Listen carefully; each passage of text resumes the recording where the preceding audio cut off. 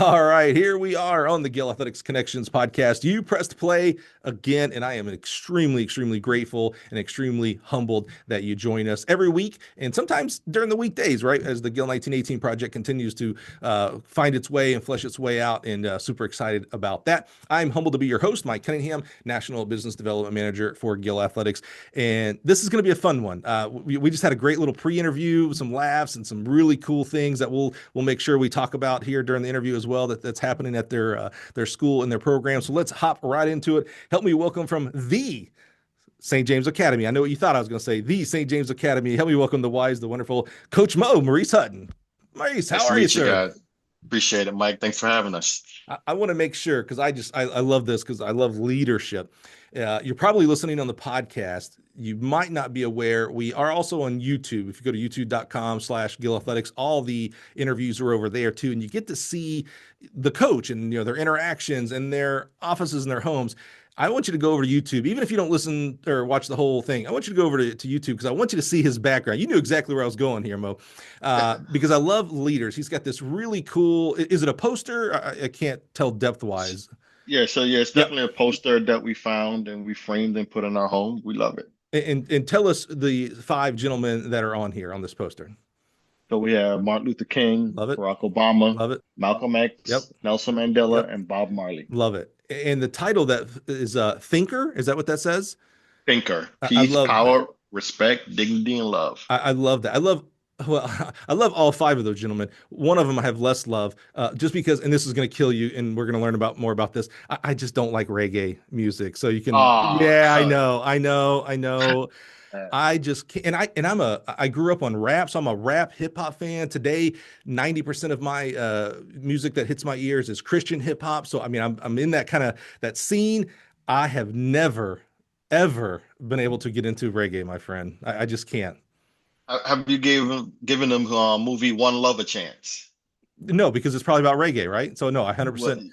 if you give it a chance, you might have a different understanding on the impact All that right. Bob Marley and reggae music has on the world. I, I don't disagree with that.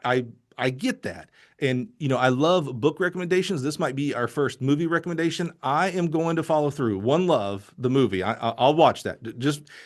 I just don't want to set your expectations up that I'm not going to probably start listening to reggae, but and I want to say I'll have a better respect for it. I don't have disrespect for it. I just Right. can't. Yeah, I just can't. I can't. Every time we go on vacation, invariably, reggae music is playing, because my wife likes beaches and stuff.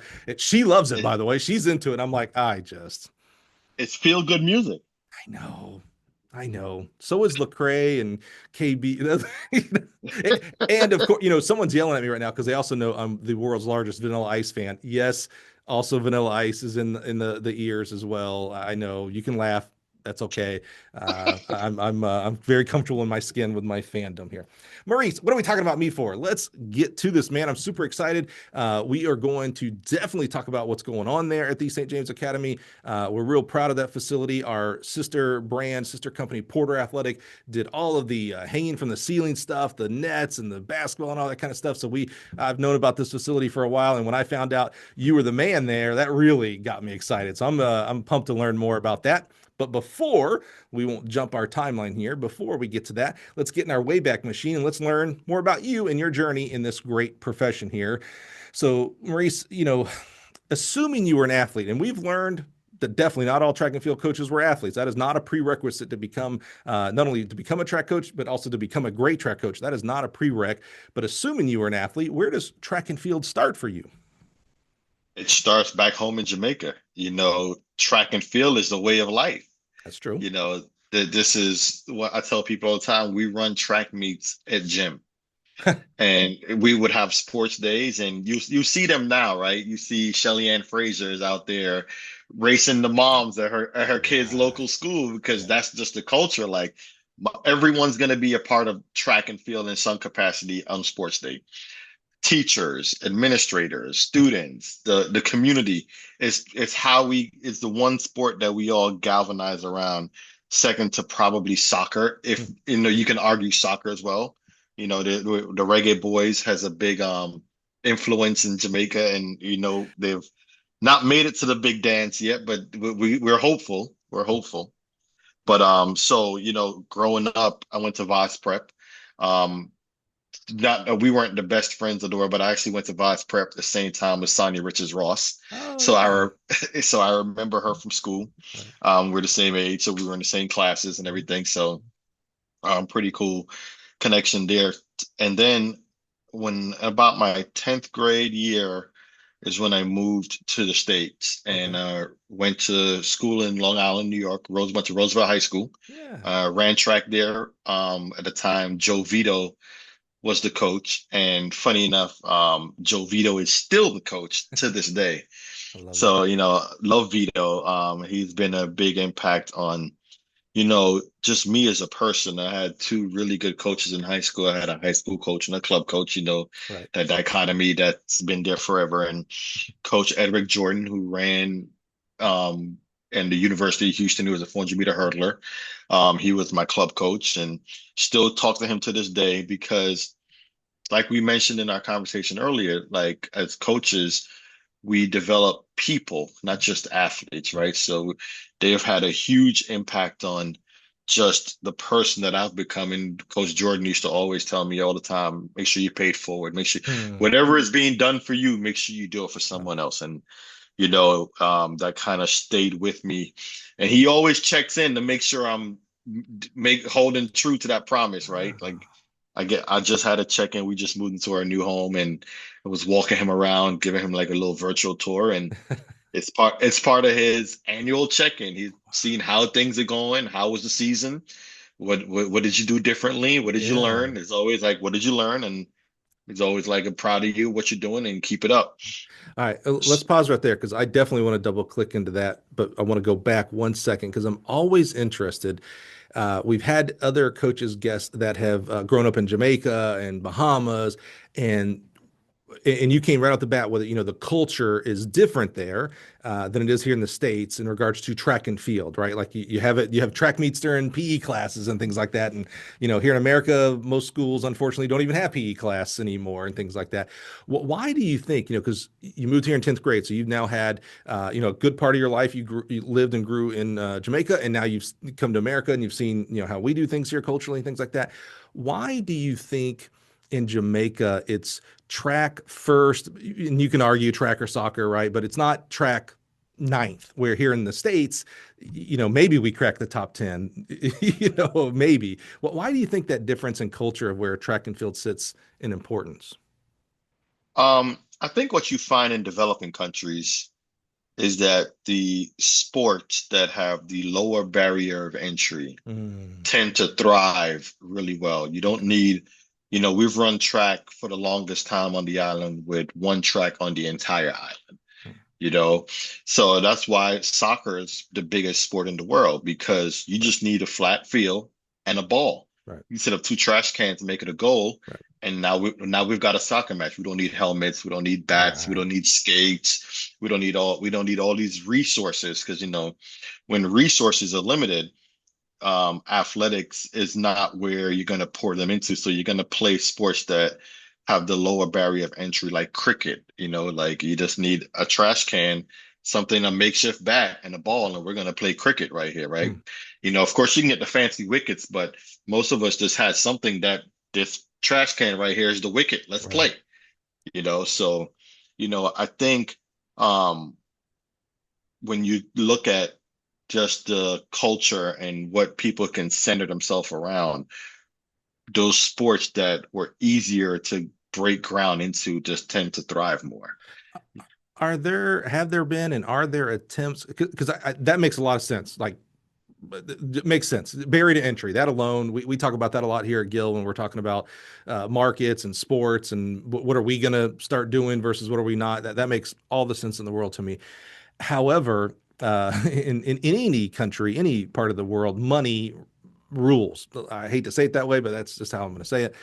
Have there been attempts in a country like Jamaica to bring to do football or baseball or basketball, meaning kind of like chasing that dream of like, well, maybe I can be in the NBA one day, or maybe we can have more kids go to US colleges for football. Have there been attempts to like bring those sports on a larger scale? Yeah, I remember, and I've been removed from the island for a while now, so Sure. don't hold me as the voice of authority on this by Sure. any means. But I remember it's all about the connection, right? And I remember when the Patrick Ewing was a big star for the Knicks, Right. and that created this interest, and you started seeing basketball start to take place more in the island. And I remember when they put our first basketball court up at St. George's College. That's where I went to on North Street. And I think it all, and I know there's another surge right now. I don't follow the NBA that much, forgive me, but I know Same. there's some Jamaican basketball players now that are making a big push. They have come from the island. We could probably look them up and see who they are. And they're going back and they're setting up more camps and clinics and Hmm. trying to grow the footprint and grow the sport there as kind of a way out. And I think that's one of the main catalysts. Um, and I hate to use the term way out, Hmm. but it's Right. kind Right. of a way for you to springboard into America to get Hmm. access to education that will lead you to become a contributing member to your society. Yeah. People, what people don't know is that a lot of Jamaicans, especially when they come to the States for college, they actually return home. Mm. There are a lot of them that, you talk, Lisa Hanna, she's a PM. She gave up her U.S. residency to return home when she was done with her education here in the States. And, that was one of the things that a lot of people aren't aware of because there's so much pride in building the nation. There's so much pride and it's a way of life that when you come here, it is a big adjustment to try to understand the need for all this stuff, right? We Mm. have so much stuff and we work so hard to accumulate so much stuff, but life is simpler in the island. You can make an honest living, eat well, live well, and Right. have all the things you need and be comfortable without having the stresses of having to work two jobs or a 9 to 5 or Yeah. and then there's the whole thing where the dollar and exchange rate. So people come here, they work, they send money back home, they start Right. to build a life home for them to return to. So that was a big thing too. Like Yeah. I'm building my house in Jamaica for when I return back to Jamaica, right? Yeah. Everyone does that. So Hmm. I think all those things play into it at different levels. Yeah, that's cool. I love that. I just I'm a non-worldly person. I've been to Mexico for a few times for, honeymoons, vacations, and I think that's it. I don't even think I've been to Canada. I'm Oh, so sheltered. you've got to go to Jamaica, man. That's what I hear. The high school champs. That is like on a big bucket list because I hear just so much amazing. So I love to We learn. should go together. Yeah, we should. Let's plan on that. Yeah, Not we should anytime go soon, together. but let's do that. We'll do that. Oh, Um, nice. I so I love learning from the guests that have lived there. It's fascinating to me.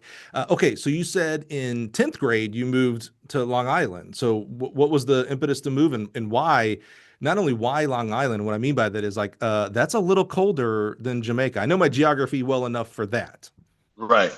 So when I was in Jamaica, I lived with my mom, and my dad lived in Long Island. And my parents split when I was very young. They had a healthy relationship, but I was being a typical teenage boy who needed his father to straighten him out a bit. Sure. So it got to the point where it's like, I've had enough of you. You're going to live with your father. I'm calling him now. Come get this boy. As a Like former it. as a former boy teen and a father of a 14-year-old, I get it. You're going to live with your father. Enough is enough. Yeah. What did you think when you got there? And really, what I mean is the first winter. What did I mean? Just an absolute. Oh, it was brutal. I think I remember putting on two sweaters, three jackets. None of it matched. I looked crazy going to school, got picked on. What are you wearing? Wasn't really assimilated enough to understand the fashion and how to Right. Yeah. properly layer and stuff. Just kind of looked real Jamaican going to Yeah. school. Yeah. He looks real Jamaican. It's like we know where you're from. Right. Exactly. I remember the first time somebody said, you gotta get you a pair of Timberlands. I'm like, these things are heavy. Why would I want to wear these? Yeah. But after wearing some lighter shoes and walking because Roosevelt to this day doesn't have any buses. Oh. So yeah, they don't have any buses in Roosevelt, New York, because the whole town is about right around 1 square mile. Oh, wow. Wow. So, so everybody you can look this everyone who goes to school there has to walk. Unfortunately for me, I lived the furthest you could possibly live from the school. I lived at the edge, like 300 meters to the right. I would have been going to a completely different school that had buses. But just my luck, I had to make that long walk to and from. And New York doesn't really get hot during the school year. It's cold from Labor Day Right. until graduation. So the whole year, I'm figuring out how to walk in the cold, how to Oh, bring all wow. this stuff. I think my second winter I had a decent coat, but that first winter, boy, it Brutal. was rough. How did I think about a sophomore, junior age kid. I moved around a lot when I was young. And so I know what it's like in regards to like you got to figure out who your tribe is, who do you trust, who do you not trust, where do you fit in, et cetera, et cetera. And that's just state to state that I moved at and city to city.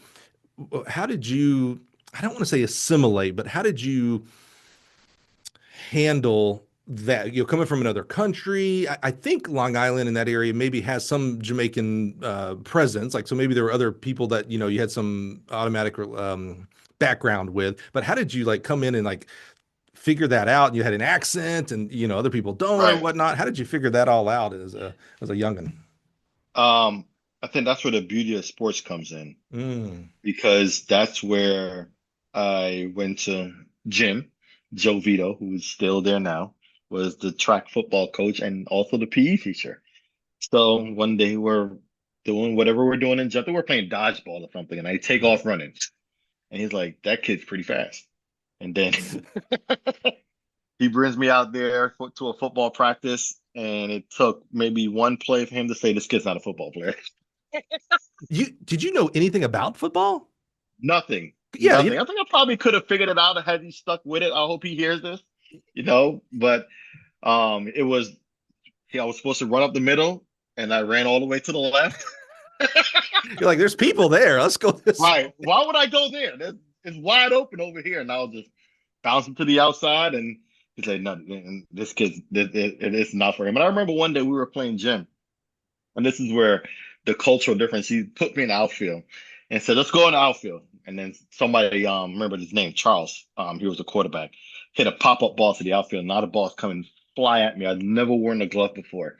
I throw the glove off and catch it with my bare hands, and everyone is looking like, "What in the world?" But that's That's how we play interesting. cricket, Yeah, you're like, this thing is in the way. Let me right? catch. Yeah, yeah, Let yeah. me just catch with my hands. I don't need a glove to catch this ball. That's funny. That's the kind of story right now, Charles or someone else that was on that team is telling their kid or their friends, like, man, this one cat, he came in from Jamaica and first time I guess he'd ever played, he just threw the glove off. What was that guy thinking? But he caught the son of a, like that's a story people remember and would tell. That is so interesting. Yeah. That had to hurt though, a little bit.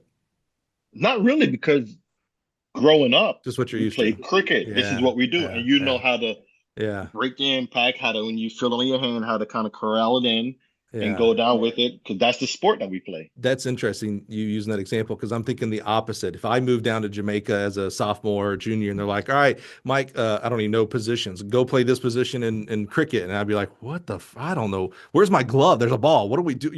And they'd be like, all right, Right. Mike, you're not settled for cricket. Let's move somewhere else. Yeah, yeah. That's super interesting. So Coach Vito, and remind me, who's the coach that you still talk to every year? Is that Vito or the club coach?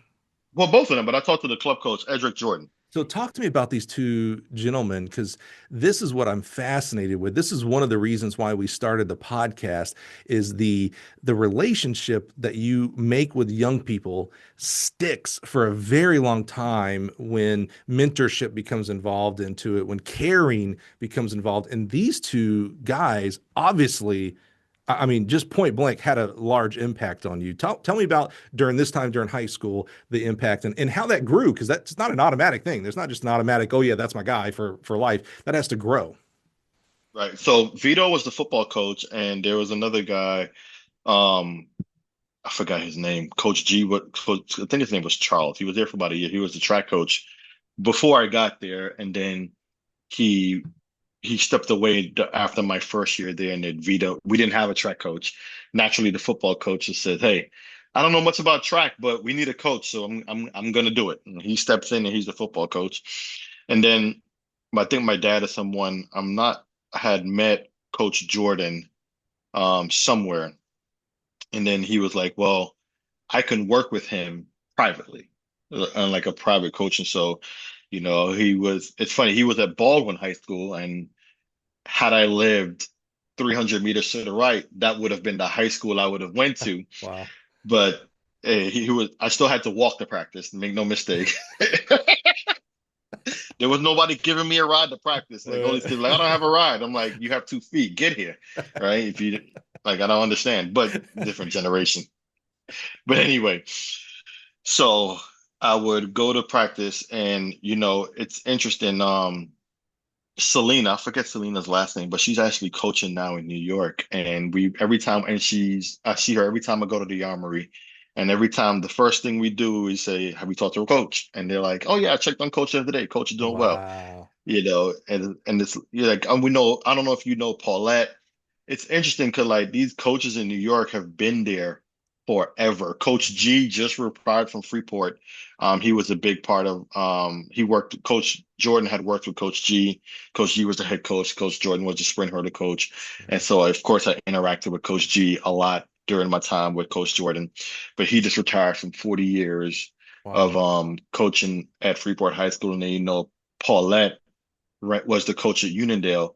So Mm, I was friends with Siobhan Stoddard when right. she was at Uniondale High School. Right.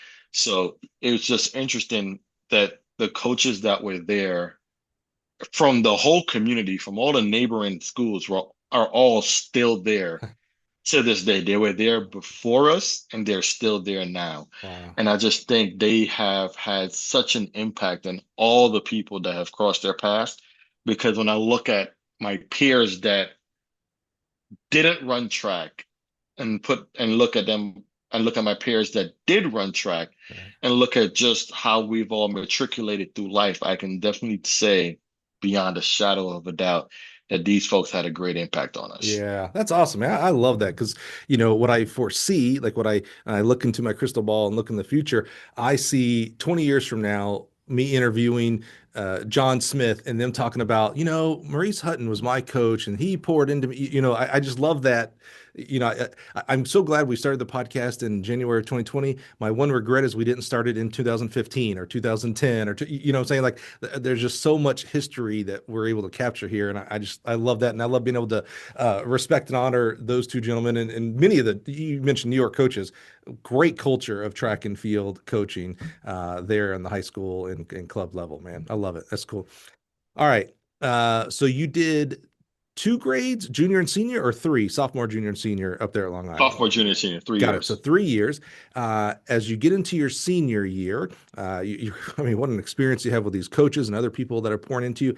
Where is, if at all, is track coaching becoming a coach in your head at all at this time? And all fairness that it's not. You're 18 years old or whatnot, at this point. No, if you talk to some of my teammates from high school, like Jamal, Myron, who I think he had his twins with LaShonda Demas. Oh, Um, Yeah, he would tell you when I was on the team, it was like having an assistant coach. Like I was the guy on the team. Like if we're gonna go on a long run, I'm gonna run half a mile to your house, grab you, tell you, come on, we got yeah, to go on this run, drop you back off at your house, and then do another half a mile to my house just to make sure I did a little bit more than yeah, you, because I still got to compete against you, right? And I remember yeah. Jamal beat me once in high school, and he'll never let me finish live it. Like I did beat you that one time. I was like, yeah, you did, you Yeah, did. one out Like, of 100, buddy. one, that's it. Like, he got me that one time. He did. But no, he turned out to be a pretty good runner himself. He Yeah. ended up winning the state title the year after I graduated. You mentioned Lashinda Demas. I got to last year. I was the host MC of the Wisconsin Hall of Fame dinner where they always bring in a keynote speaker, and Lashinda was the speaker, and so I got to work with her a lot on that. And man, you talk about someone who's pretty stinking fantastic, a leader, obviously knows her stuff in track and field, has an amazing background experience in it. That was the first time I met her. That was a great experience. I love that you mentioned her. So you're doing these, you're kind of like the assistant coach on the team. Are you internalizing like I want to be a coach, or is that just your natural where you're at this point? No, I think I've always known that I wanted to be a coach at some Okay. point. Okay. I'm not sure Even how I. even before you came to Long Island, like back in Jamaica, were you kind of like, No, I think kind of when I got to Long Island, I was going off to college. I kind of like enjoy. I think my coaches kind of were that role model figure where I was like, you know what? I think I want to be a coach too. yeah, And yeah, it started to just be that itch. And yeah. even when I started my young professional career and people I would work with, I would tell them eventually I'm gonna leave all of this and just go coach. Like Okay. that was always the plan. I I love that. can know a few people who can vouch for that. Like, yeah, he didn't coach anybody, but he kept telling us he was gonna leave and go coach Yeah. somewhere. All right. That's cool. Let's keep moving forward and learn that then. So 18 years old, 18-ish years old, you're a senior in high school. Talk to us about the next step as far as where you went to school or and what did you major in? If you're kind of in your head thinking I'm gonna be a coach, so maybe that reflected in its major. And where'd you end up going? So I went to Virginia State. Oh yeah. Uh, at the time, it was a coach. Andre Moore was the head coach at the Okay. time, and it's funny. I was thinking about this as we were preparing. My major kind of aligns with my coaching philosophy because my major was information systems Oh. with a concentration in decision sciences. Wow, that might be the first major that I've heard on the podcast like that. Okay. What were you Yeah. as you were first of all, shout out to Virginia State. I literally got an email this morning from a good friend Elizabeth Allen. In fact, her husband emailed me. I love this. Elizabeth Allen just got named the head coach at Virginia State. So just wanted to Yep. shout her out. She's a good friend. I love her and I'm excited for her to lead that program. What were you think like that's a crazy major. And what I mean by that, it's not English, it's not physical education, it's not engineering. That's a very like unique and specific. How did you zero in on that, and what were you thinking? Like, I mean, that's a like you don't just pick that major willy nilly. You know what I'm saying? So it fell into the school of business at the time, and I've always my Ah, parents were always business people, so I've always known I wanted to get involved in business in some capacity, right? okay, So okay. when they ran down the list of majors that the School of Business offered, I was like, business administration, I don't know what that is, so I'm not Right. gonna do that. Finance sounds like I gotta do a ton of math. I don't want to go down that route. Accounting, I'm terrible with money. I probably should have taken accounting, but the only accounting I knew how to do at the time was you make money, you spend money, right? Yep, yes, sir. I probably should have taken accounting to learn how to not do that. But and then so I'm going down, it's like MIS. And at the time, this is around the dot-com boom, the hmm internet boom. hmm hmm So anything that remotely resembled IT at the Right. time, Right. Hot. it's like hmm it's like, all right, this seems to be the trajectory of where things are going. I don't even think they have the major there anymore. They've hmm shifted things around and reorganized. But I was like, all right, information systems. And I forget what the other concentration is, but you had to pick one of the two concentration. And I was like, well, we'll go decision sciences. Okay. And I remember there was a class that I took that everyone failed.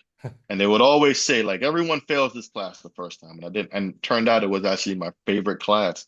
And it was quantitative analysis and methods Oh, because I have always had a thing for solving problems, like trying to build a better mousetrap. And yeah. that has kind of been like the underpinning to my coaching I philosophy. was It's gonna say like, that sounds very much like a coach, right? Yeah, right. absolutely. Every So kid like that comes to you is a different problem to solve. They're not all the same. Yeah. exactly. hmm hmm And that's why it takes me 2 weeks to write an annual plan after spending 6, 7 hours a day on it. Because it's Right. like I've been working on it since the day you emailed me about an interview, and just know I'm still working on it. Okay, good, good. You and I love you. You're so awesome. We are a little different. Here's how I picked my major in college. I was like, which one would be the easiest? And I got to like physical education. I was like, well, that's got to be kind of easy. And then I saw you had to take like chem or biology or something like that. And I was like, ugh. And then I moved down a little bit farther, and there was a major called public relations. And I was like, Mm, bro, that cannot be hard. Like that's got to be easy. And that's what I right. got. That's what I went and got my major. And by the way, it was easy. I hate to, you know, I'm not the scholar type, man. It was a pretty easy major. I loved it. So we're a little different in our thought processes on majors. I was like, I just need a degree and get out of here. You were like, yeah, I'm gonna actually think about what I'm doing here. You said you ran track there at Virginia State. Tell us about your Yeah. experience there and running college. Running track there, ran at the CIAA. So, we had to run against George Williams and St. Yeah, that's Augustine right. Yeah. all year round. Yep. So I was around the Prince Huffman era, Antonio Pettigrew era when they were all at Yeah. St. Aug. That's right. So Shout out to George had a Williams, by the way. George is a podcast alum as well. Love him. oh yeah, Yep. he's always been the gold standard, right? Yes. Yes. He's always been the gold standard, stand-up guy. Yep. But yeah, ran there, had a great time, ran with some pretty amazing people. And it's funny because I was just talking to a coach from a club team now who was my teammate at Virginia State. He has his own team, Bernard Comer. He has Legion of Zoom. And it's just very interesting to see like the tree of people that I've come through in terms of coaching has all produced multiple coaches. Because I can name about 7 or 8 of my college teammates who are now high school coaches and club Wow. coaches. I can just go down the list from Derek Blunt, who's at Matoka High School, Yeah. from Jerome, he's down there in Suffolk. He was the track coach. He's now an athletic director, but we all kind of stayed in Wow. athletics. And it, I'm jealous of that. I've heard that from several guests before, where they can rattle off. I mean, if they really deep down thought about it, at least like 10 people from high school and college teams that went on to be coaches. And I have like one college kid that went on to become a coach, maybe two. None of my high school guys and gals, none of them that I know of. And I'm pretty entrenched in the coaching track world, right? So I feel like I would know how to run into one of my former teammates or something. I always get so jealous and wonder, and I loved my high school coaches. They were great people. They were not great coaches. And I've put myself at ease on that. It's not a slam. It's just where we were in the early to mid 90s in small town Alabama. We didn't know anything and we did our right. best. But I'm always jealous when I hear about that. It's like, oh yeah, several of my high school teammates are now coaching, several of my college. I think that has to do with the culture of the coaching staff and specifically the head coach. And there's the experience that we all had. Like Yeah, the experience was so positive that we wanted to stay in that experience. Like, it's right. part of it, like you never have to leave the sport because you're still entrenched in it. Yeah. And this is kind of like that happy place, so to speak. Yeah, I don't like to be jealous in life, but that one gets to me when I hear that stuff, man. I love that. I typically don't ask a question like this, but I'm just curious, and I don't care about your PRs because I don't get into the like you're not more or less important based on your PRs. But what events were you? Oh, I was a 400, primarily a quarter miler. Okay. Uh, I was kind of getting that vibe. You mentioned Pettigrew and stuff, so I was kind of getting that vibe. All yeah. right, cool. Um, so you had a good experience, and you had teammates that obviously also had good experiences and went on to coach. That's so cool. Uh, But yep. you're So you're majoring in that crazy major, uh, but you're not. This comes with a question at the end. You're not thinking, okay, once I get my degree, I'm going to apply to be a coach here. You're still like, I'm going to go into business. I'm going to go down that path. 100%. When I graduated, I went off to work at Circuit City at their corporate office. Oh wow. Uh, so I was doing that for a few years out of college, and Okay. then when I still not coaching, and then I left that because I got an opportunity. I started doing a lot of marketing and promotions for like different nightclubs and bars and different things Hmm. like that. So I had a really successful career in that in Richmond, Virginia, and in the DC area. Hmm. And then I ended up owning a few nightclubs and restaurants and bars, and then have eventually sold those and Hmm.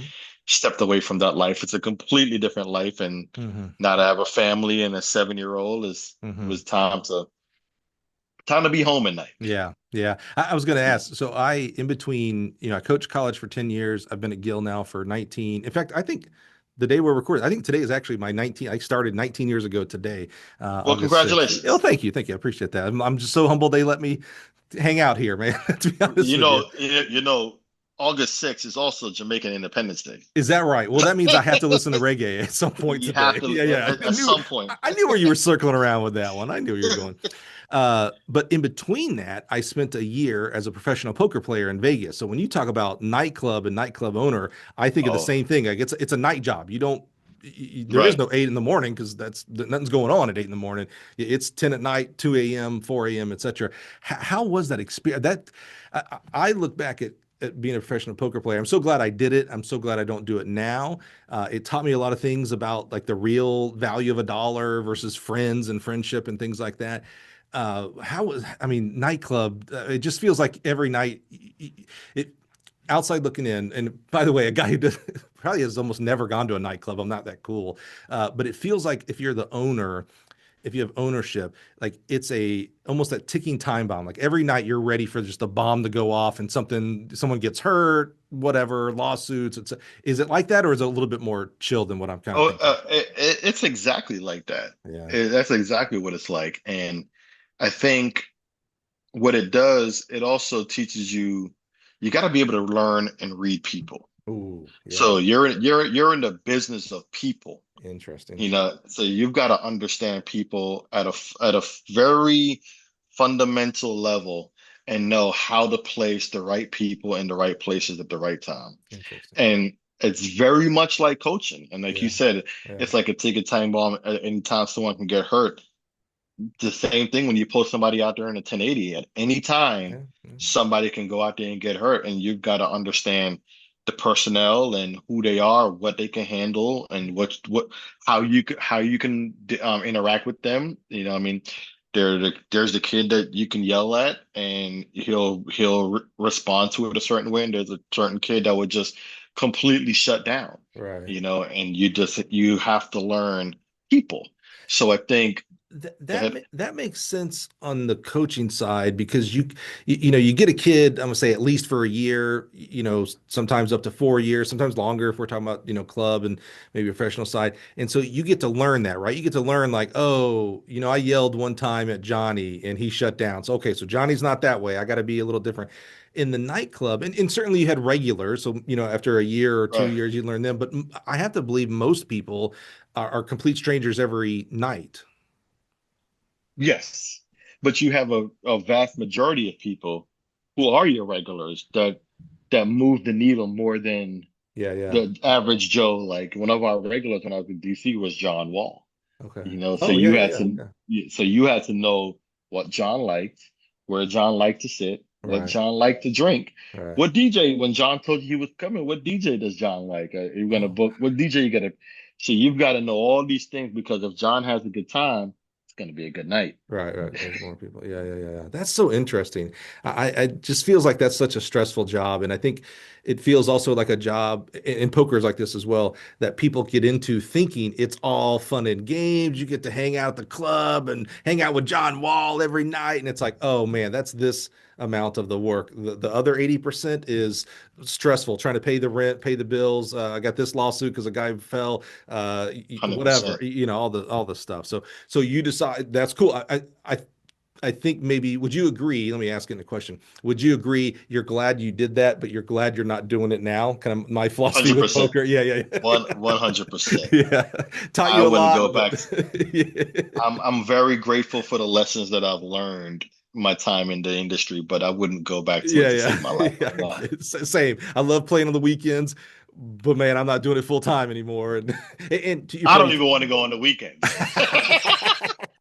I don't even want to do that. I don't even want to drive past the nightclub right now. Let's go the other way. I love that. And you mentioned, you know, family, kids. Same. It was before I got married and had kids, so it was on me. Right. If I failed, that was on me. I don't want to take anybody down with me. So now having two kids and a wife, man, I couldn't even contemplate putting them through the stress and the lifestyle that is. And again, same thing with the nightclub. It's like, man, if you're gonna be an owner of a nightclub, you better have a spouse that is also owner of that nightclub. Like, you know, to Right. keep your schedules in sync and then have children.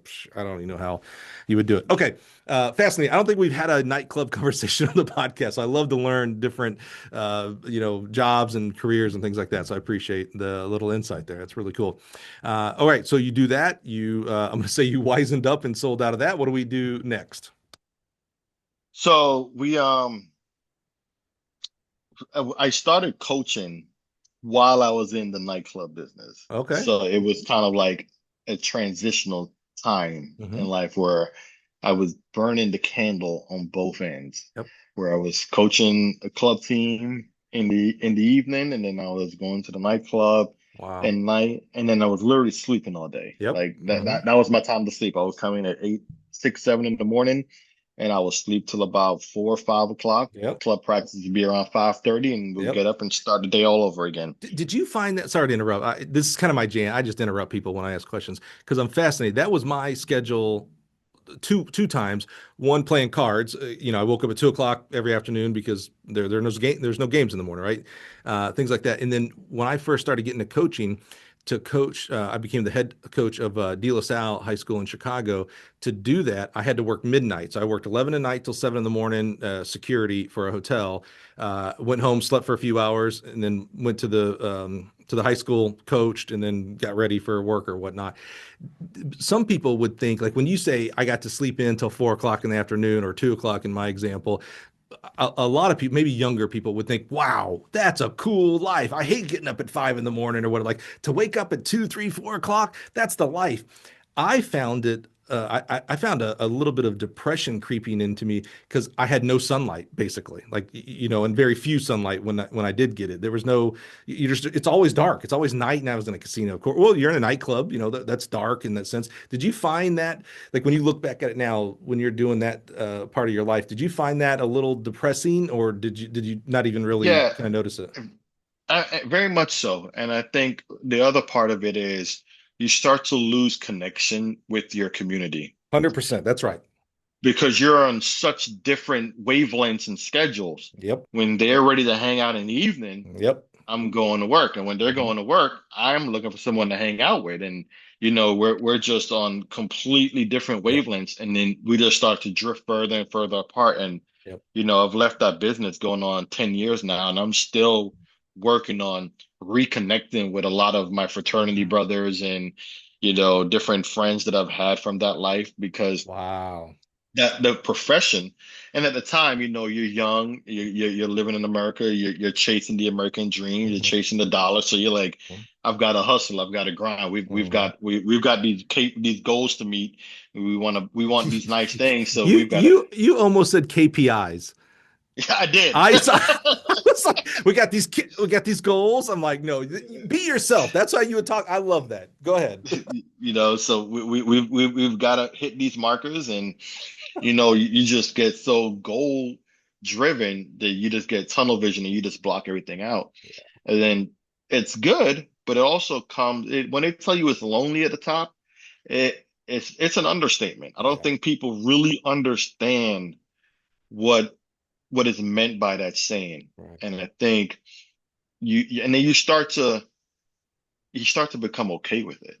You're like, Mhm. you know what, you kind of get this is what it is feel like. You start to validate your sacrifices and your losses with your gains.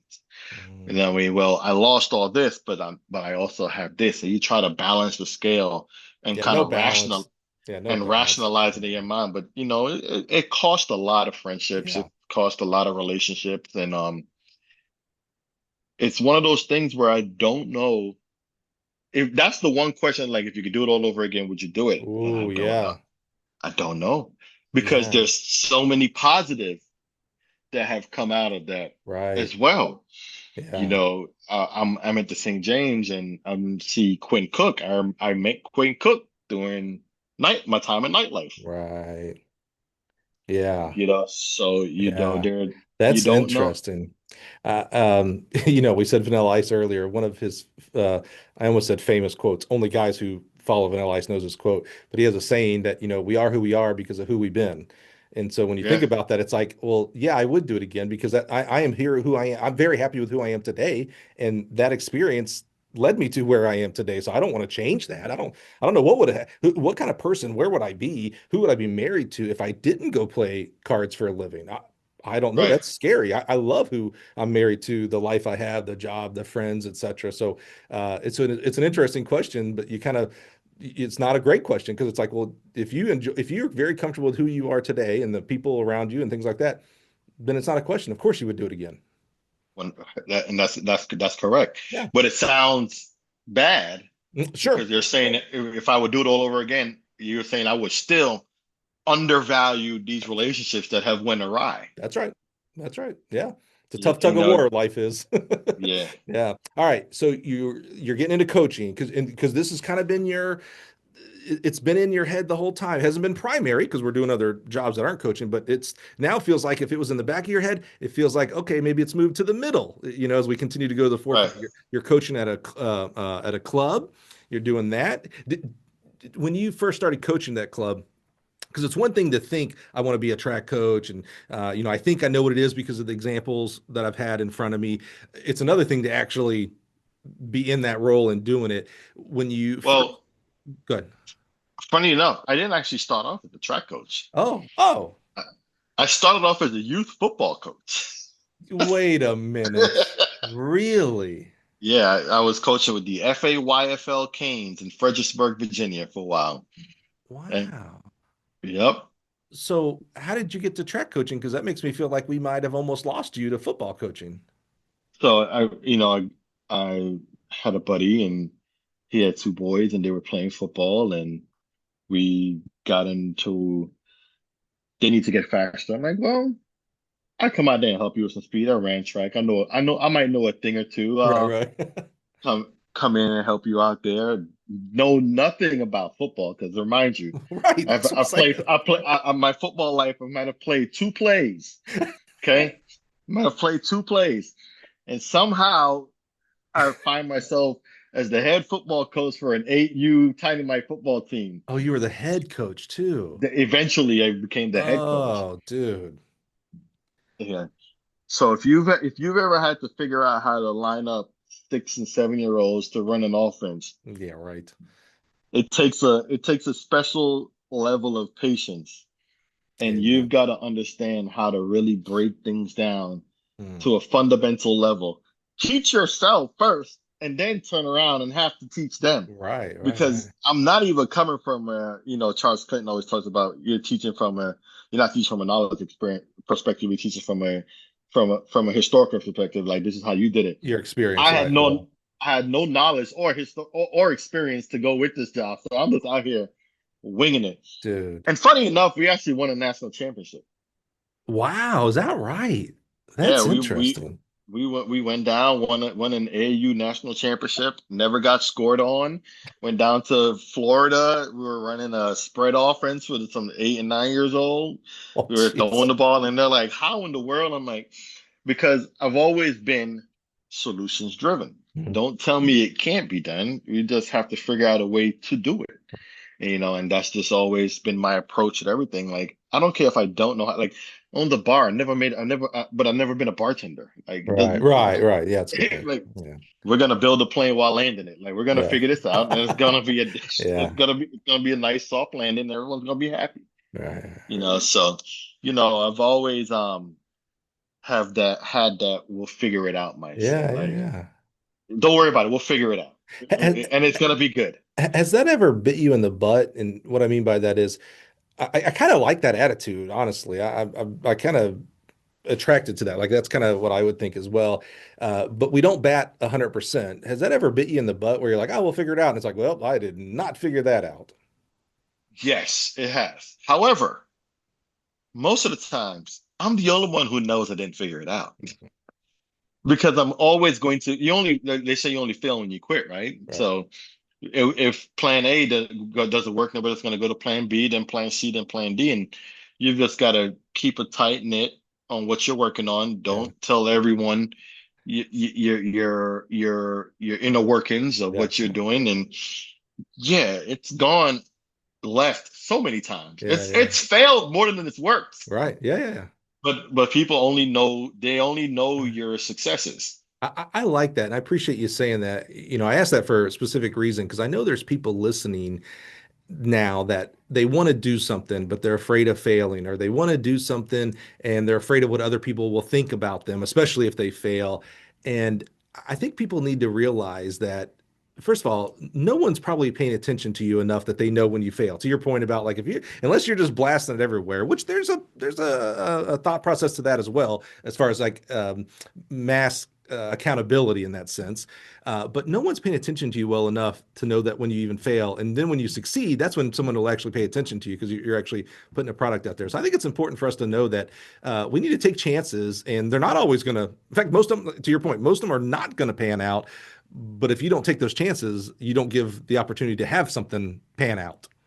Oh, 100%. I'll be the first to tell you when I first started coaching track and field, I was a terrible coach. Well, I would fire me right now. Nice. Like no, get this guy out of here. He has no clue what he's doing. But I've always had that willingness to learn and humility to ask for help. Mm.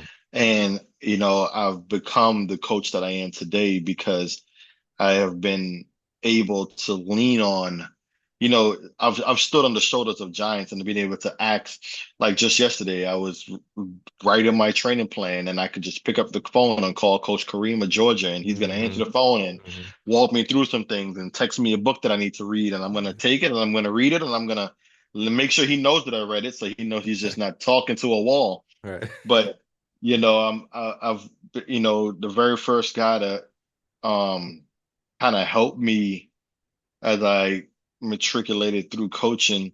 I think I went to a coaching clinic once and I saw Clyde Hart there. This is when he was going around doing all his coaching Hmm. stuff, and got a lot of principles from that kind of got me started on the right path after my first 2 or 3 years of just coaching from a historical point of view, not Right. necessarily a knowledge point of view, right?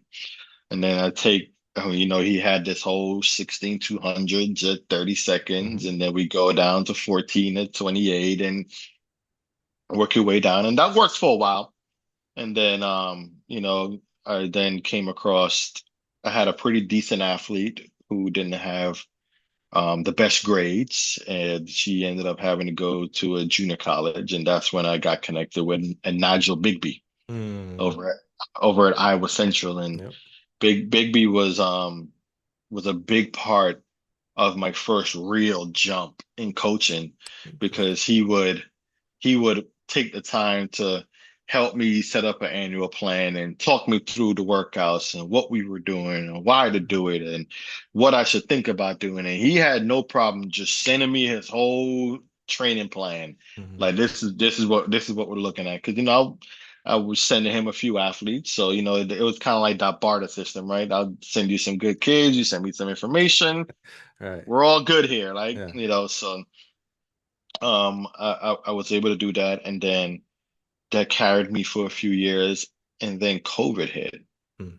And I think my coaching went to a higher level during that COVID era. Well, I take a step back.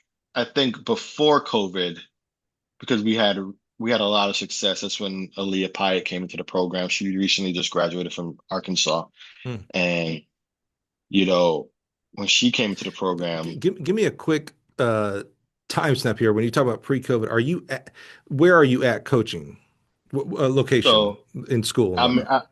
I, I'm in Fredericksburg, Virginia, Okay. and I had just been fired from a middle school program. Oh, jeez. Yeah, I told you, it's a terrible coach. Yeah. Told you, yeah, get this guy out of here. Okay. And then I ended I up, just gonna kind of put where we are in our timeline. So keep going before COVID. Yep. and and then I went to coach at Massaponax High School in Fredericksburg, Mm. and that was my first. And it's funny, I had applied for that Massaponax High School coaching job. After the middle school run, I just went on to coach club, and then I started having a lot of success at the club level. Hmm. I started figuring something out, started going to some clinics, talking to some people like Big B. Hmm. So while I'm talking to Big B, I'm not even a scholastic coach, I'm just a club coach at the time. Right. Right. And then I had been applying for this Mass Spanish job. I think I applied for the job 3 times. I didn't get it. And I had applied for it as an assistant. I mean, I had applied and met with the AD, talked, tried to get this job. And then I guess one day the coach resigned. And then right before the season started, and the AD goes, the figure just went on his desk like, hey, I need a coach. You still available? And I'm like, sure, let's do it. Yeah. So it's like you said, it's okay to fail. It's okay to be rejected. I had applied for the job, didn't get it. I applied again, didn't get it. I applied again, didn't get it. The job became available. I Hmm. did not apply, but because I was so persistent, Yeah, I was top of mind that's right. to the athletic director at the time. He's It's a still there. it's a great lesson. Hmm. And he was like, "Hey, you still want this job?" I'm like, "Yeah." He's like, Love "Well, it. come on. Can you be here tomorrow?" I said, "All right, I'll be Yeah. there. Let's go." And you didn't let your ego, your bad ego is not bad. Bad ego is bad. You didn't let your bad ego go, well, man, these guys have rejected me already two, three times. Like, no, I don't want to be. You put that to the side and said, all right, I'm available. You made yourself available. That's a great lesson because sometimes we get in our, what do the cool kids say? We get in our feels sometimes when we get Mhm. rejected and we think it's personal. And maybe sometimes, maybe, this many times it's personal. Most of the time, it's actually nothing that you even think about. They knew the other person that they hired. It used to be an employee there, or it came from a recommendation from their mentor, the hiring person's mentor, things like that. It's rarely like, oh, I'm not hiring Hutton. He stinks. It's rarely that. And so sometimes we take that though, like this personal rejection, like they personally said no to me, and we don't make ourselves available when that opportunity comes available a year, two, 5, 10 years later. So I love that you put that bad ego to the side and had humility. Like, all right, you need me now? All right, cool. I'm available. Let's go. Right. So I get the job. I show up here. There's 100 kids out here. I've got Oh no boy. assistants. I've got no assistants at the time, Oh, dude. and I'm still working through putting the staff together. And then I called up actually called a buddy of mine who was the hurdle coach when I was in college at Virginia State, and say, "Hey, you're down in Richmond. Can you come up here? Can you give me 2 days a week and come on up here and coach some hurdlers?" He's like, "Yeah, Right. I can do that." So he's coming up 2 days a week to come help me work with hurdlers, and I had and I'm coaching everything else. I'm coaching the Right. distance, jumps, the sprints, everything else. Wow. And then I called up another coach, Coach A, year two, and I'm like, "Hey, you want to come on over here and be my distance coach?" And he's like, "Sure." So now I've got a hurdle coach and I've got a distance coach, and Coach A knows a little bit about throws, so he can also go Hmm. help out with throws. So now I'm getting some help. But you talk about my first year as a high school coach. I remember one of my club kids' mom asked me, "How many kids do you guys have going to the state meet?" And I said, "None. We didn't even- we barely got out the district." And I'm like, "Oh man, you suck. Maybe you're not as good as you thought you were, right? You got nobody going to the state, and so you know, time to go back and um I started getting familiar with Vince Anderson and some of the stuff that he was putting out there, and I was just started piecing as much information as possible together. And then, no, I hadn't started going to South Carolina yet after my first year. I think that came a year later. Yeah, I'm not quite sure when I started going to South Carolina, but after my first year, I had an athlete, Althea Pyatt, come in as a freshman, and she's just a phenomenal freshman. And she ran some pretty decent times. And I saw this coaching clinic, Chula Vista, Hmm. the emerging elite Hmm. coaching clinic that you have to Hmm. apply for. Hmm. I'm like, well, I've got a horse. She's run 23.6. She's run 11.6. She's run 53.6. I want to go, right? So they accept me. Wow. So I go to Chula Vista, and I'm sure Barnes, the jump coach And Jamal. at Mhm. Purdue. Mhm. Jamal was in my class, Good and dude. Love him. yeah, so was Naldo, who's at George Mason. It's so Uh, funny because we were tr all in the same class in yeah. Chula Vista. So Yep. I just lucked up. Just been in the right place at the right time. Charles Clinton was there. He was teaching the class, and it was like, man, this was pretty cool. And I think that's where the true foundation and under that's where things started to come together. Where I kind of had a lot of fragmented information Yeah. Yeah. here and there, but that's when it really started coming together. Yeah. So, learning how to put a plan together and learning the training theory methodology and learning the specificity of training from a Yeah. scientific model, like just getting into the weeds of it, which is kind of my thing because I'm like, Right. I like to know why. I think my Right. first time, yeah, I asked Vince a question the first time I got a chance to talk to him. He was like, well, no one's ever asked me that before. And I don't really know. That's kind of the way I approach things. And, you know, I've had the opportunity to do that. So anyway, coaching on Massaponics, have Aaliyah Pyatt. We start to put more kids. We start to be able to fill up a van. So now we're going to the state meet, and then Aaliyah becomes a top recruit.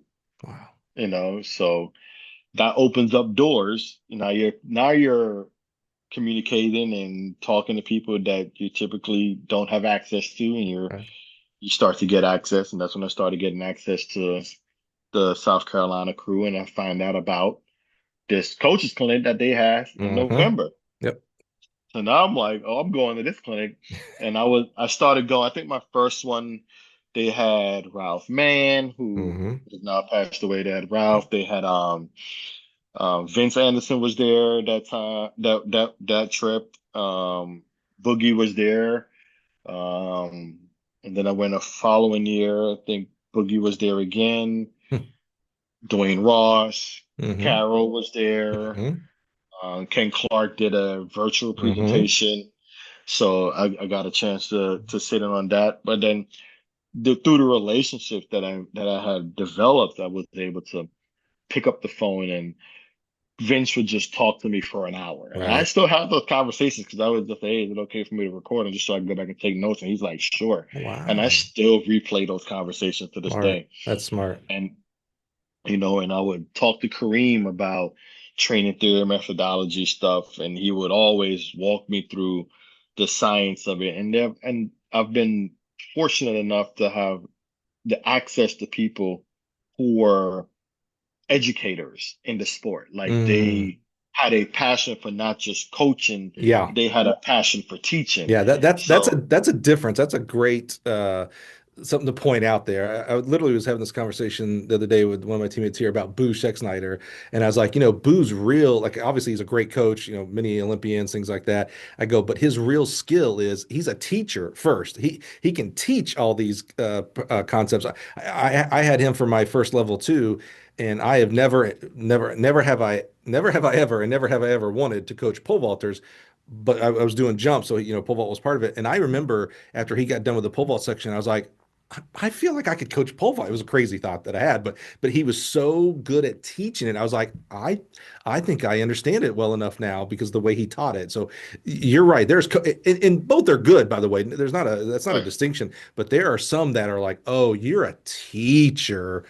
I can right, see how your kids get better, by the way, because you probably coach in that same format. And so you being able to see that distinction and be attracted to that, like, oh, I want to hear these people because I shouldn't say they teach versus like, oh, this is just what we do, which again, there's value in that. But I love that distinction. That's important, I think. right. No, absolutely. So, and then started talking to Gabe Sanders a lot. Oh, good. Yeah, I love you. While he was out in Stanford before Yeah, he went to up north. yeah, And I think taking out, and Carol has one thing that she talks about all the time that Tony told her was take some, throw some out. And I've kind of adopted that mindset as well. Like I listen, I hmm don't try, and I don't argue. You just hear. hmm Not one of those people who get on the phone and feel like they need to prove their point and have to be right. yes. You're like, no, I'm coming to you. I just want to hear your way of doing things and why hmm you do things that way.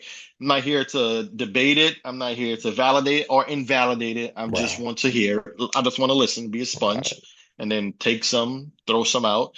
And understanding the why. And I think, as I start to mentor young coaches now myself, I have a new assistant coach who's reminds me a lot of myself actually. And he's just very, very eager to learn. And one of the things I always ask him is why.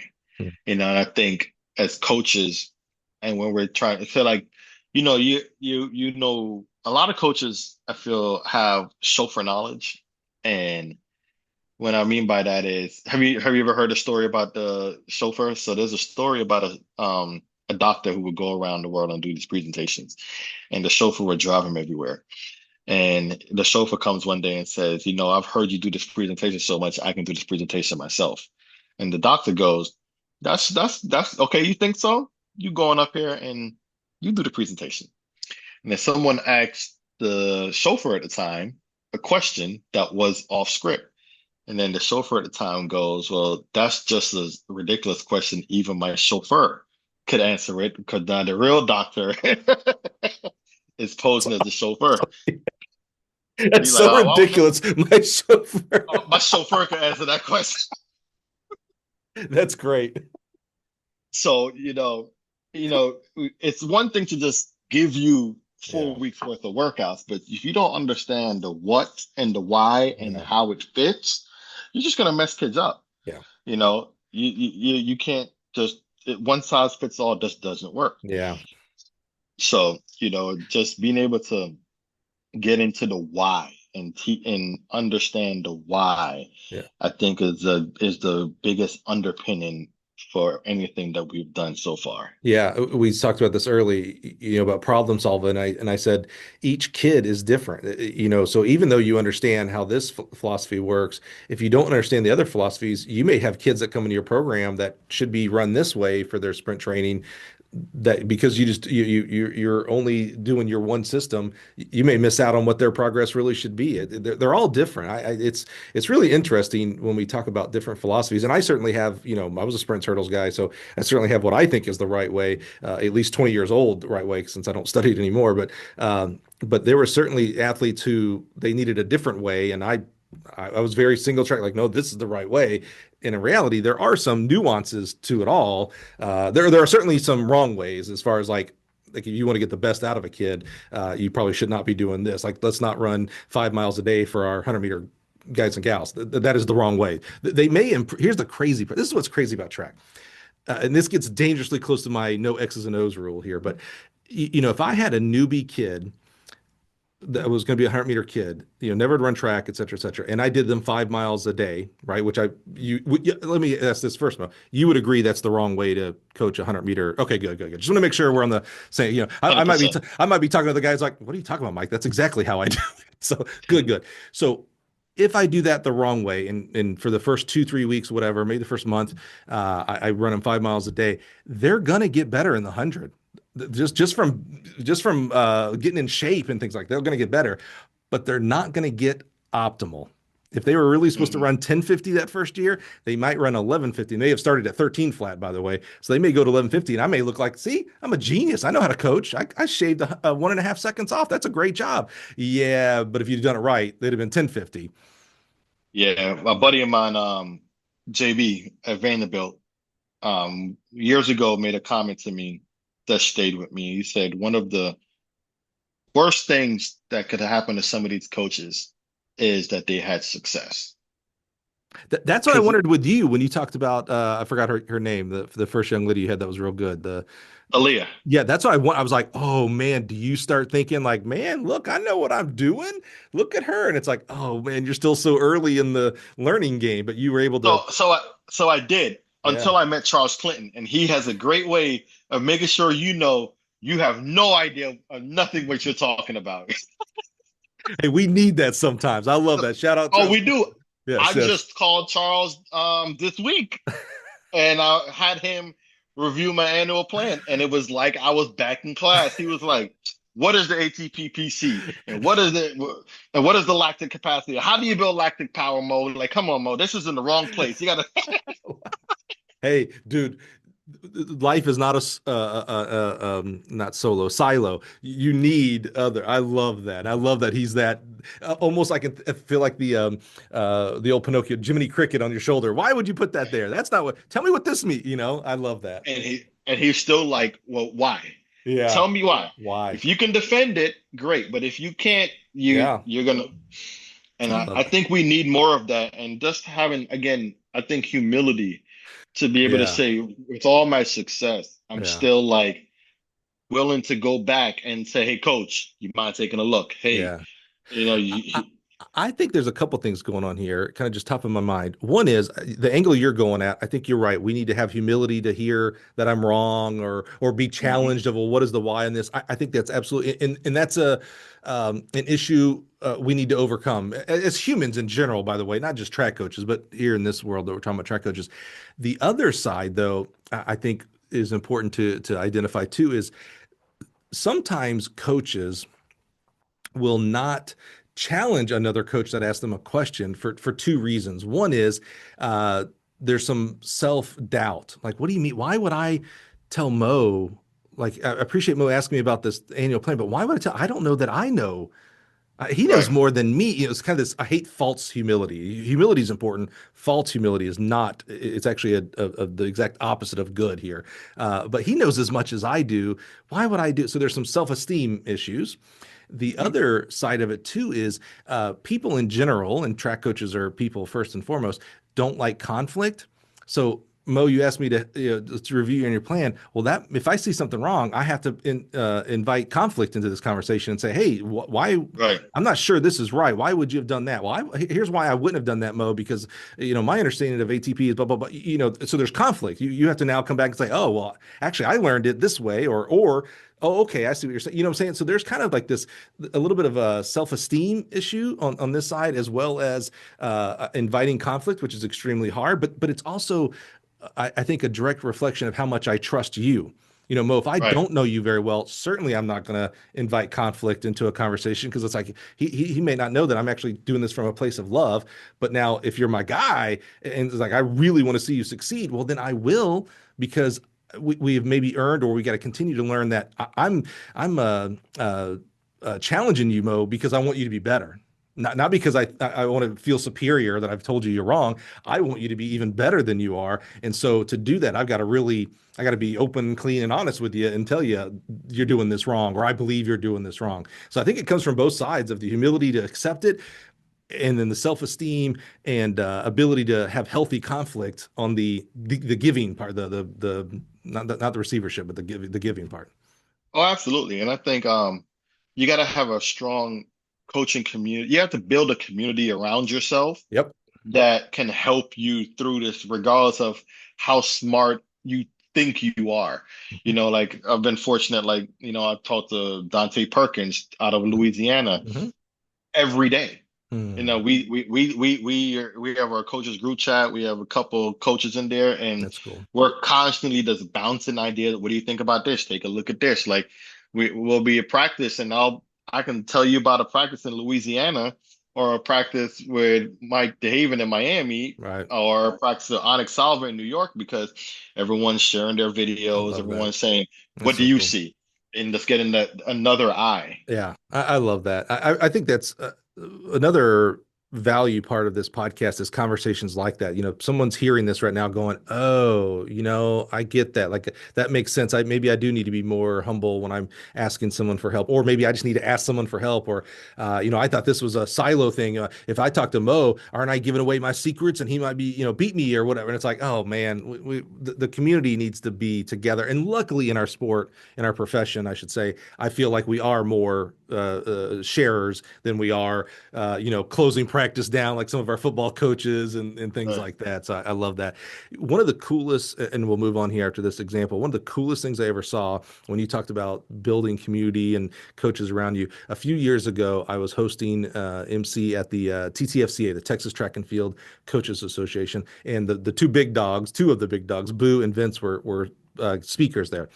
And Boo, love him, mentor of mine. If he's doing a presentation on Tiddlywinks, I'm going to sit down and watch him. I love him to death. So he had done his presentation, and then Vince, it was Vince's turn, later on in the afternoon, and I was like, I'm going to poke my head in there and just kind of just look at the crowd. Like I hope everybody's there. It's Vince Anderson. Everybody should be there. I poked my head in there, and about 8 rows back, taking notes is Boo Schexnayder. Hmm. Taking notes, by the way, not just in there like maybe to support a friend or whatnot, but literally like Vince was, taking. I mean, I was like, oh my! I remember posting this on Twitter. I was like, if you ever think you're above learning from others, Let this be your example.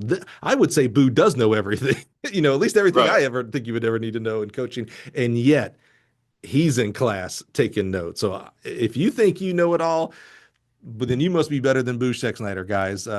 Get to clinics, listen to people, pick people's brains. I think that's a great example there, Mo. All right, let's keep the timeline moving. You mentioned that, and you corrected yourself and kind of went before COVID and some of like the South Carolina clinics. It sounded like, but you kind of were starting to go into like during COVID, another explosion of learning for you.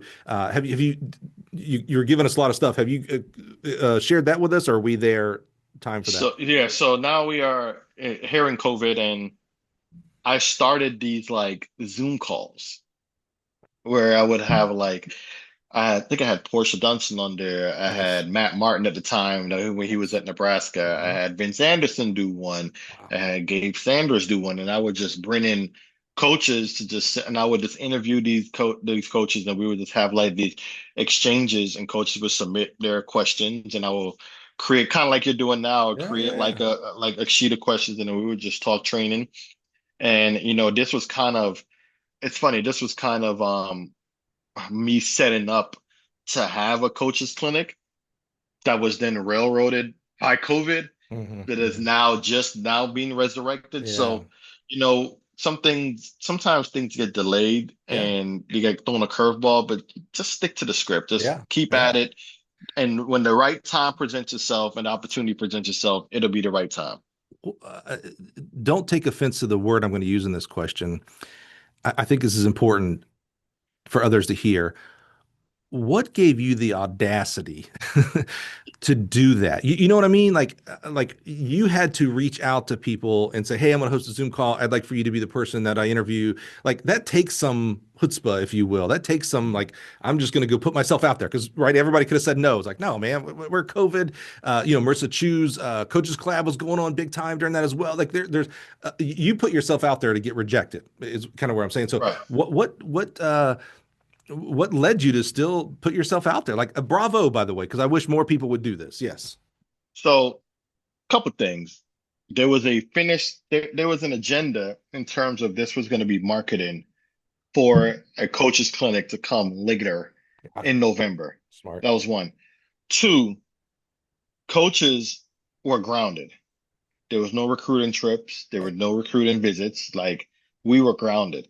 So I found this as a niche opportunity to connect high school coaches and college coaches and give them an opportunity to talk about their That's program cool. and give the college coaches a way to connect with the high school coach and give the high school coaches an opportunity to ask the college coaches questions, A, about their program, B, about training. So it was kind of like this exchange happening on this Zoom explosion network that we were all Yeah. like at some point I thought these kids were going to go to Zoom University, Yeah. right? That's so true. Well, I, You know, I I love that, Mo, because like we're kind of kindred spirits in the reason that you did that. That's why I'm a big proponent of like helping people start their own podcast. I've good friend Ryan Banta, also Gill podcast alum. Uh, calls me the podfather of track and field podcast because I've had many people like reach out to me and say, "Hey, I want to start a podcast," and I'll sit down with them for an hour on how to do it. I actually taught a podcasting one-on-one class for a junior college here in Illinois as well. I think there needs to be more media around track and field, and we're not going to get it from NBC in the current, NBC, ABC in the current right. round. So we need to do social media. That's why I love Ray's take, what he's doing. Um, who's the what's the other show? Gosh, there's another one that does a show. But I love stuff like that. So anytime a coach reaches out to me and says, "Hey, I'm thinking about doing a podcast," you 100% should do a podcast. We need more interviews of coaches, insight into track and field, interview of athletes, etc. So, but it takes guts to put yourself out there. So I Right. love that you did that, man. That's so cool. So when did we and how did we get to the St. James Academy? So we did 5 years of mathematics, and then we transitioned from there. We did 5 years of South County High School. Hmm. We did 5 years there. We had probably That's probably the most success that we had as a coaching staff. I say we because you're only as good as the staff that you have around you. No man's an Amen. island. Amen. So we had a ton of success at South County. We won four state titles in 4 years Wow. at the 6A level. Dude, So, congratulations. I want to make sure we give you your flowers for that, for you and your staff and your athletes. I think we forget, we tend to forget in track and field how hard winning is. And I think it's because every meet we go to, there's, whatever, 16, 17 events, there's winners and, 16 boys, 16 girl winners, all that kind of stuff. In the high school level, maybe we're scoring more wheat. So there's always a team winner. We forget winning a title, a state title, winning a national championship title. That's hard, like super, super, super hard. So love that you did that. Winning four in a row, get out of here. Who does that? That's even if you had a very, very small turnover, less than 5% of your kids every year, and it's probably more than that because of graduations, etc. It's a new team every stinking year. Some right, carryovers of it, obviously. So to do that, I mean, that takes your parents being involved. That takes your community, your AD, your administration. That takes everybody pulling on the same rope, man. So bravo. I don't want to just gloss over that. That's huge to win a state title and then to freaking repeat it three more times and do it four in a row, dude. That's crazy stuff. That's awesome. Great job. appreciate that. So, we had our group there at South County and Wow. developed some great sprinters, hurdlers. The kids, one's at USF, one's at Wisconsin, one's going down there to flow with down to Texas. Nice. So, we've put a pretty group of kids out there, and then um, and interestingly enough, you say, how did we get to the St. James? They announced. I saw them announcing different programs that they were now announcing an academy. And I'm seeing they're announcing their new football coach and they're announcing their new squash coach and they're announcing their new lacrosse coach. And I'm just like, so I go up there and finagle away to get cross paths with the CEO. And I'm like, hey, what are you guys going to do about a track team? He said, hey, well, when we find the right leadership, we'll consider it. And I go, well, I'm interested. And I just kind of started the conversation. And Dude, because Mo, I'm gonna use the word audacity again. And normally that's kind of a negative thing. I use it in a positive. Again, to just show up. I mean, who does, right, other people, and maybe this is I'm gonna do an air quotes here, the right way, would have sent their resume in or sent an email. You're like, I'm just gonna go talk to them. Let's see all these other coaches. Where's the track coach here, guys? Oh, you're looking for the yeah, right person? I don't know. Might be me. By the me. way, There you if I go. if I was that CEO, you would automatically move to the front because I'd be like, well, man, he had the gumption, the audacity to show up. Like that means something to me. So that's really cool, man. That's a theme of you of like just showing up and putting in the leadership where it needs to be. That's interesting What to me. the worst that anything can happen is is say no, it doesn't work. That's Yeah. the worst of it. That's Because devastating to some people, though, Mo. Right? I mean, right, you can see that side of it too. Like some people are like, "Oh, dude, rejection? No way, right, Mo. I'll wait until someone picks me." And that has been successful for some people. I'm more in your style of like, I'm going to put myself out there. And if you tell me no, that's fine. At least I got the option of yes or no. I know what it right. is now. So that's amazing to me. So So yeah, yeah, go ahead. So you show up and say, maybe it's me. right. And Do you get then the he job or follow. do you get rejected two times and then they call you? No, no, I got the job, but still had to go through Ah, an interview, sure, sure. submit a CV, all that fun Yeah, stuff, yeah, and yeah, yeah. they started to do their background, their own due diligence, and Right. then everyone's You're coming from a team that won four in a row. Things have to be, nothing's perfect. So maybe there were obviously some things maybe not great for you there. Winning doesn't cure all. I know they think winning cure all. It's not perfect just because you win a state title and win four in a row. What attracted you to leave a successful program that you grew for the St. James? I think the opportunity to kind of broaden the horizon on the I'm very competitive, right? Like, to coach track and field, you've That's got to evident. have Yeah. some type of competitive juices in you. And Agreed. I think we had a ton of success at at the public high school level. And I think it was trying to now say, okay, how do we turn this up a notch?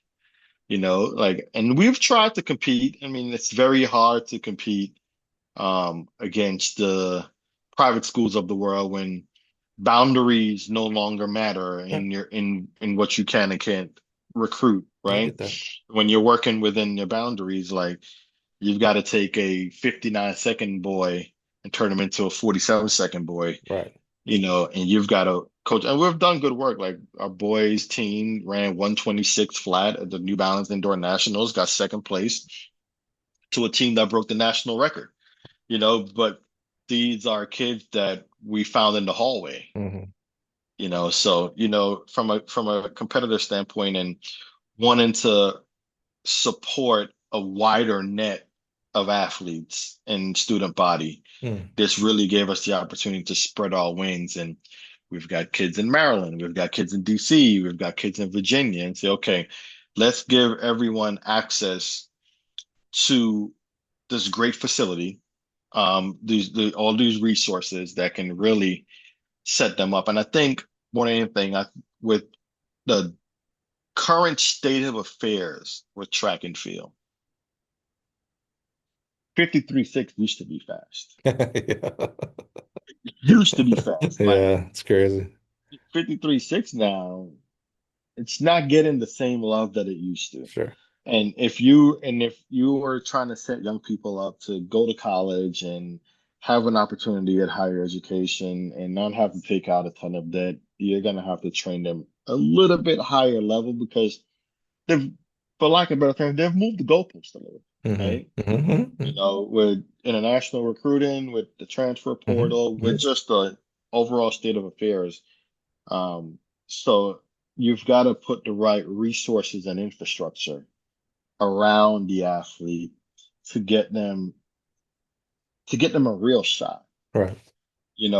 So our current model allows us to train during the day where Mm. where we came from, we were doing weight room at 6 and had practice at 3 and getting done with our auxiliary therapy, whether it's chiropractor Hmm. or cryo or whatever, PT, by 6, 7 o'clock, and having to go back home and then shower, eat, and do All right. homework, bed by 10.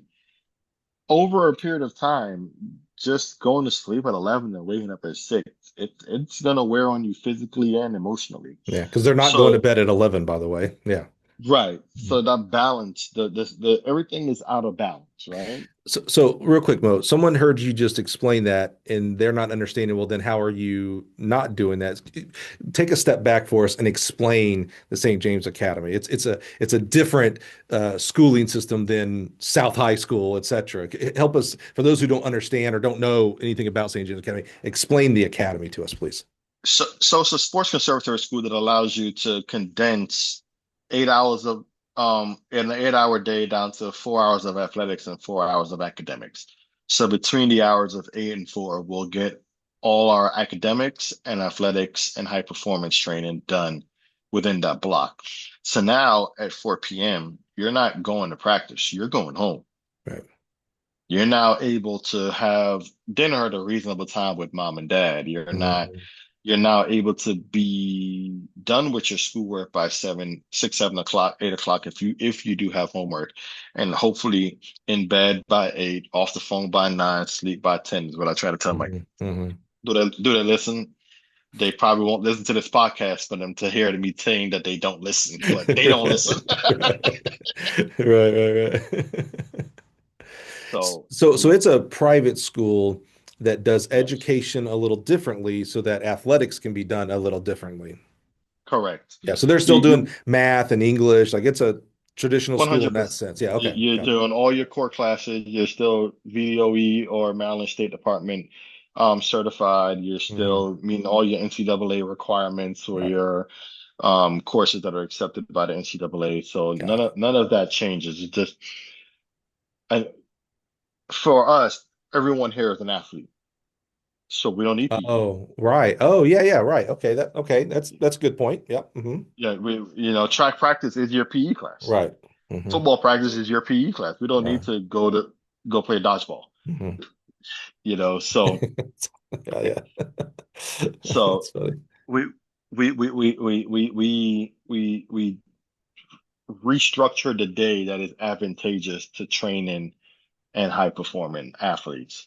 So, you might come in, you may have practice in the morning, then you'll go to class, then you'll go to lunch, then you'll go to weight room, then you'll have a snack break, then you go to another class, then you're done for the day. And it's very similar to a collegiate model Right. because, there's some kids in college that after practice, they have a class. Hmm. So, Is this, did we just finish our first year there? no, we're going into our first year. Going into the first year. Okay. Yeah. So far, and it's super early, right? You haven't even gone through a full year. What are you seeing as someone who's been on both sides? Well, I guess you've only been on one side, you're going to another side of high school track and field. What are you seeing? And this may be just a dumb softball duh question. What are you seeing as the advantages for this style? Sorry. The advantages of this style. Yeah, yeah. I think the number one advantage is a condensed schedule that doesn't have the student athlete have a 13-hour day every day. Mm-hmm. Because when you're asking 14, 15, 16, 17-year-olds to manage a 14-hour day between travel, school, travel, training, travel home, and then find balance. Yeah, Well, the way their day is structured, there's not much for them to find balance. And you know, right. if you watch that documentary, the Michael Phelps, The Weight of Gold, Hmm. that's kind of how you find yourself in that environment where you don't really have a space to find an identity Mm. away from the sport. Now, I'm telling you, go home at 4 o'clock, go play with your friends in the Yeah. neighborhood, go be a kid, go ride your bike, go Right. do all those things that kids do, you know, and go join a club, go find a hobby Hmm. outside of the sport, because now you're gonna have all this time in the evening Yeah. to really find yourself I, and I, I and build saw an identity. this is really intriguing to me because I saw a tweet the other day, and you know me well enough. I live my life on Twitter, so that's where I get 90% of my information. The other 10 is on this podcast. Uh, Talking about an athlete in college. If you're not prepared to work from 5 in the morning till 10 at night, college athletics is not for you. And I actually felt a little sad about that. First of all, I take things with a grain of salt. I haven't coached college in 20 years, and certainly things have changed. We didn't have cell phones when I was there. We didn't have social media. So life has changed certainly for the athlete and the coach and the collegiate side since I've been there. I get that. I was in the SEC, so I can have experience of like I coached Olympians and things like that. So I know the highest of the highest and things like that. But I can't see a world where someone is 5 in the morning till 10 o'clock at night. I was like, yeah, I don't know. I don't ever want to judge other people and how they do things. But I'm like, you got to be doing something wrong here, guys. But I also just felt sad of like, well, where's the college experience? Again, 99% of the kids aren't going to go pro. So more than likely, this kid is not going to go pro, and they're going to miss out on all the other great values of college. It kind of made me sad. This seems a little bit more well-rounded. Well, it's gonna make you a lot feel and you're gonna feel worse now when I tell you this. They're doing that at the high school level now, Oh. where they're getting up at 5 o'clock in the morning, traveling however far to go Mm. to a school, and then go to school all day, and then go to practice all evening. They're not getting back home until 10 o'clock. And then they're showering, eating, getting ready to wake up and do it all over again. Mm-hmm. And we wonder why they stay up till midnight, 1 o'clock, talking to their friends. They don't have any other time to do that or playing games. That's a hobby. They're do that. Why are they eating Takis for lunch? Well, they only get 30 minutes to grab a quick bite to eat. Yeah, I don't know. It feels like there's sometimes, and this is big generalities, of course. It feels like sometimes we're telling people to be all in and dedicated and then giving them a system where they can't be all in and dedicated. And by the way, what does that even mean in real life? By the way, if you were to tell me, Mo, as a track coach, I'm a 24/7 guy, Mike. At 11 o'clock at night, I'm working on workouts every night, 365. I'd be like, man, that's not a life. You have a spouse, you have family. I hope you have Right. passions and charities and churches and things like that. What are you doing? You're doing it wrong, in my opinion. Like a coach is a profession at the end of the day, and no one's a bigger track coach fan than me. And even I'm like, that might be your fifth most important role. Being a son is more important than being a track coach. Being a spouse is more important than being a track coach. Being a parent is more important. There's other roles that are more important, and sometimes we get lost in it, and it trumps everything. And that's how we have broken relationships with our kids, our families, our spouses, etc. So I don't know, man. I saw I, that. It literally made me sad. Like I was sad. I have a new rule. When I leave practice, you have this car ride to talk to me about track and field. Mm. Once I pull in that driveway, there is no more track and That's field. so stinking important, Mo. Honestly, That's it. so important. I need you to shout that from the mountaintops, man. Because we otherwise it's much more easier and susceptible to burnout. And again, what I just mentioned, it's much more easier and susceptible to have broken relationships. Right. And that's just, it's not worth it. And again, no bigger fan than track coaches than I am, and it's not worth it, guys and gals. It's just not worth it. All right, Mo, talk to me about, you're a problem solver, you're a putter out there, you have the audacity to just do things. As you're looking into the rest of 2025, and you got 2026 right there in front of you as well. What are some of the things that that the St. James Academy is going to be able to afford you to do, whether that's clinics or meets or travel, etc.? What's you got something up your sleeve, man? I just know it. Oh yeah. Well, like we talked about the clinic that we weren't able to do during COVID. We're now going to revitalize those efforts, and we're Nice. looking to host our first coaches clinic this fall, November 21st, 22nd, that weekend. Awesome. And we're gonna have some pretty amazing speakers that we're hoping to announce here in the next week. So Good, good. that just getting back into coaching education and creating kind of like a hub for the track and field community around me. Like this is where we're going to converge on. We're going Yeah. to come here for education. We're going to send our kids here for school. We're going to come here for competitions, whatever the case may be. We're going to come here for clinics throughout the year. So we're really excited about doing some different things like that just to revitalize the running Awesome. community as a whole, Love and it. just being like that central location within the DMV for everyone to kind of converge on. So we're really excited about doing that. And of course, we're going to compete at a very high level. We're going to be at all the major national scholastic competitions, and be able to compete on that platform. Think that that was kind of like the gradual matriculation, with a middle school coach to a high Right. school Yeah. coach to win the state titles. Now we're going to start chasing Yeah. national titles. You forgot your actual first step, your youth 8-year-old coaching middle school. Yeah, football. I gotta You send you. may have some trauma there and you're forgetting that. Don't forget that because that is hard, man. I could not do that.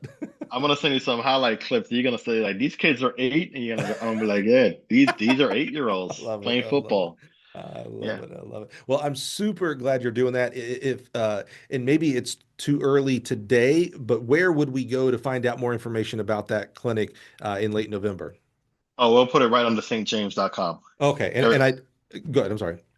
No, and so that's gonna be a central location for all the information. Okay, so I did this. I already know it's super easy. If you just put in your Google bar the St. James Academy, there's like no the first one that pops up. Trust me, is Moe's. So if I go there and like there's if I remember right, there was a track and field drop down or what. If I go there, it's going to be there with Right. who it is, where it actually is, or when it actually is, things like that. 100%. Perfect. All right. So make sure whenever you're listening to this, because you don't, these have long legs, so you're not necessarily listening to this when we publish it in August or September of 2025. You may be listening to this in October of 2025.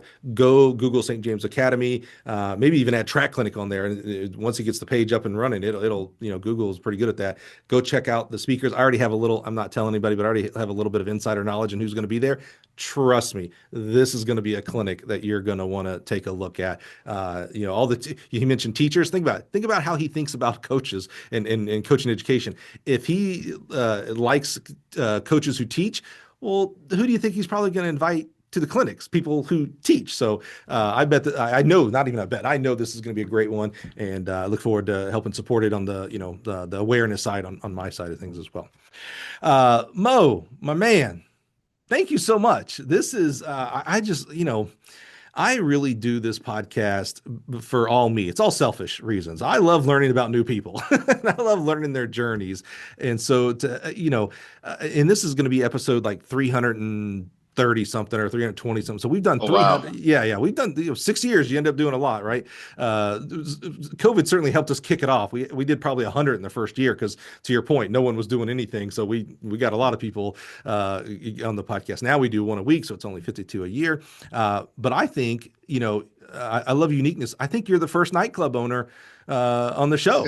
So I check. There we go. We've had a nightclub owner on the show. So, but it was really cool, fascinating to learn your journey. I love how, I feel like I'm a visual person. So like I kind of had this sense of like this little coaching bug in the back of your head. So you're always kind of doing coaching things when you're even as an athlete, and kind of knew that's where I was going to go. But that bug had to, this is probably a terrible analogy, but that bug had to grow and turn into a butterfly, which is coaching track and field. And you had to go through several things for it to be the right time for you to do that. And boy, it has certainly paid off with a lot of young men and women who have, grown under your leadership and are doing great things out there, athletically as well as, just in society in general, man. And I think that's so stinking cool, man. I really do.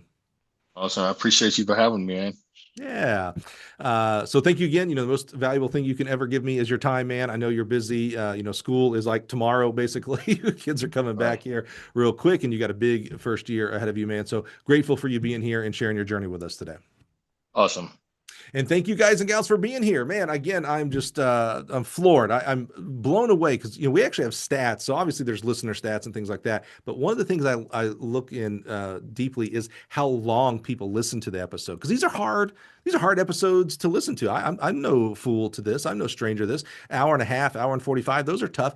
I'm amazed at how many go all the way through 100% of the podcast. And I think that's a testament to our guest, because you want to continue to hear that journey all the way through to where they are today. And I'm just grateful for the men and women who choose to be on the show and share their journey and share the value and wisdom that they've learned up to this point. And what's cool is it's not even halftime for these guys. Mo's got many, many years to coach.